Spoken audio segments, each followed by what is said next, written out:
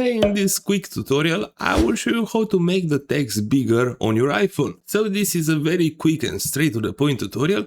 Just a very quick disclaimer, this is an iPhone 11 and I also don't keep my updates up to date, so things may look different on your phone, but I have a good news, the text settings are almost like something like 90% of the cases the same and located in the same places like almost every time. And to do that, it's fairly easy. So for this we have to open the settings of our iPhone. This is the icon of the settings. I will press on it and now you have to scroll down until you locate display and brightness, because in most cases the text size settings will be under display and brightness. So let's select display and brightness and now we can locate here text size. So let's press on text size.